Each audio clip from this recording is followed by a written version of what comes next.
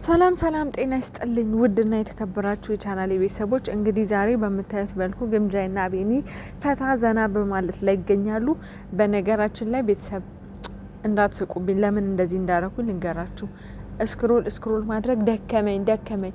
አንዴ አቤኒ ቤት ገባለሁ ወጣለሁ፣ አንዴ ግምጃይ ቤት ገባለሁ ወጣለሁ። እንዴ ምን አሰቃየኝ ቤተሰብ። እና የናፈቋችሁ ሰዎች ካላችሁ በዛውም እንድታያቸው ነው። አንድ ላይ እንደዚህ ወይኔ ቤተሰብ፣ ወይኔ ጊዜ። የእውነት ቤተሰብ ይሄ ጊዜ እንዴት እንደናፈቀኝ ልነግራችሁ አልችልም።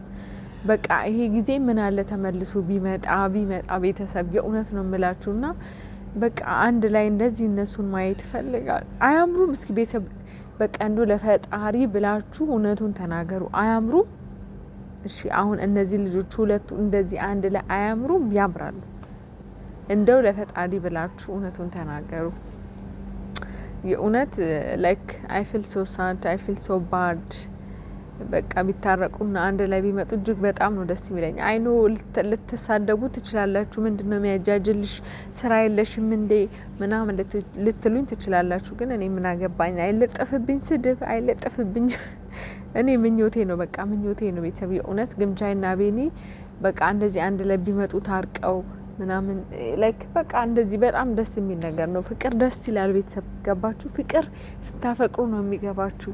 እኔ እኮ እነሱን እያየው ስንት ዘመን ሲንግል የነበርኩ ሴትዮ ልክ እኔ ወደ ፍቅር ልገባ ስል እነሱ ተጣላም ብሎ ሰርፕራይዝ ያደረጉት እና እስኪ እዩዋቸው። አያምሩም ቤተሰብ?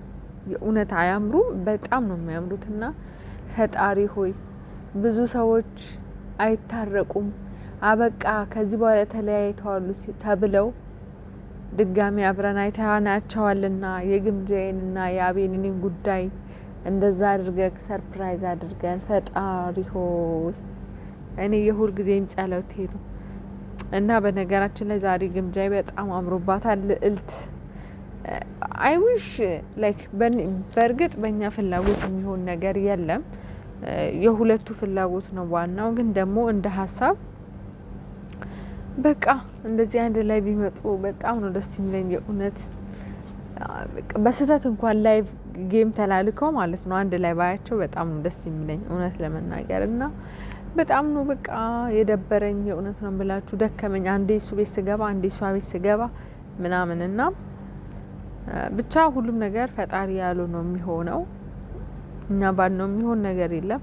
ግን እኔ መቼም ተስፋ አልቆርጥም። አያገባኝም ስለናንተ። እኔ መቼም በአቤኒና በግምጃዬ ተስፋ አልቆርጥም ቤተሰብ፣ የእውነት ነው የምላችሁ። ምክንያቱም በጣም ከረጅም ዓመት በኋላ አብሮ እንኳን አይሆኑም በቃ ተብሎ ላይክ ሰው ሁሉ ተስፋ ቆርጦ ድጋሚ አብሮ የሚሆኑበት አጋጣሚ ይኖራል። እና የሰው ልጅ ደግሞ ውሃው ካላለቀ ድጋሚ ተመልሶ ሊገናኝ ይችላል። ስለዚህ አናቅም። ገባችሁ? እና እንትና ለእንትና አይመጥናትም፣ እንትና ለእንትና አይመጥነው ምናምን የሚል እንትን ደግሞ ወደዛ ጣሉት።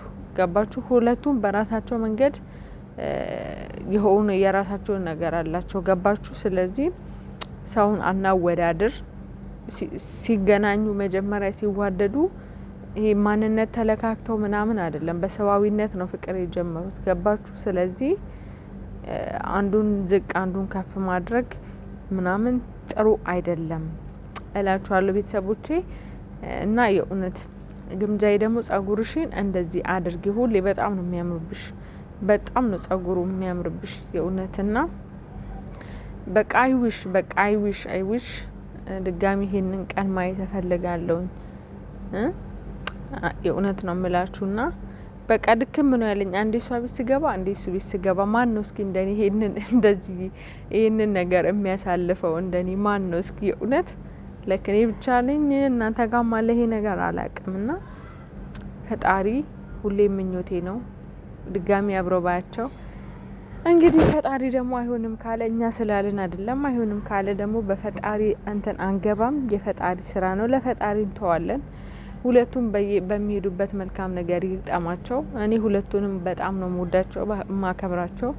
ግምጃዬ በተለይ በቃ እኔም አረብ ሀገር የመዳም ቅመም ስለሆንኩኝ ብዙ ነገር እማርባታለሁ። ብዙ ነገር ከሷ ጥንካሬ ወስጃለሁኝ። ገባችሁ? አገር ላይ ገብቶ ለካ እንደዚህ መሆን ይቻላል፣ ስልኬን ተጠቅሜ ቲክቶክ እንደዚህ በሆን የሚል ነገር እንዳስብ ታደርገኛለች ግምጃዬን ሳያትና ከግምጃዬ ብዙ ነገር መማር ይቻላል። ማንም ከዜሮ ተነስቶ ስልኮን ብቻ በመጠቀም ህይወቱን መቀየር እንደሚችል ገባችሁ? ይሄ አሉባልታ ይሉንታ ሳይዘን ወደፊት እና አቤኒም ደግሞ አገሩ ላይ እየሰራ ያለ ወጣት ነው። ዛሬ ብዙዎቹ በሊቢያ በምን እየሄዱ እየተሰቃዩ ነው የሚገኙ ገባችሁ? ስለዚህ እሱንም አፕሪሼት ልናደርገው ይገባል። አገሩ ላይ ሆኖ የተለያዩ ስራዎችን እየሰራ ነው ያለውና ልናደንቀው ይገባል። ቤተሰብ ሁለቱም በየራሳቸው መንገድ ጎበዞች ናቸውና አንዱን ዝቅ አንዱን ከፍ ማድረግ የለብንም። ቤተሰብ እላችኋለሁ። እንዴት እንደሚያምሩ ብቻ አይዋቸው ቤተሰብ። እስኪ በቃ ፕሊስ ፕሊስ በእናታችሁ ምንም ኔጌቲቭ ኮመንት እንዳትሳደቡ። በቃ ፈጣሪ ያድርገው አንድ ላይ አምጣልን ብላችሁ ጸልዩ። ኮመንት ይሄን ነው ማየት የምፈልገው እውነቱን ስነግራችሁ ማለት ነውና ወዳችኋለሁ። አመሰግናለሁ። ሀሳብ አስተያየታችሁን ኮሜንት ሴክሽን ላይ አስቀምጡ። ሰብስክራይብ አድርጉኝ። ደግሞ አብዛኞቻችሁ ሰብስክራይብ ሳታደርጉ ነው የምታዩኝ። እኔ አበረታቱኝ። የመዳም ቅመም ሸቃላ ነኝ። እኔም እንደናንተ አረብ ሀገር ነው የምኖረውና አበረታቱኝ። አመሰግናለሁ። እወዳችኋለሁ ባይ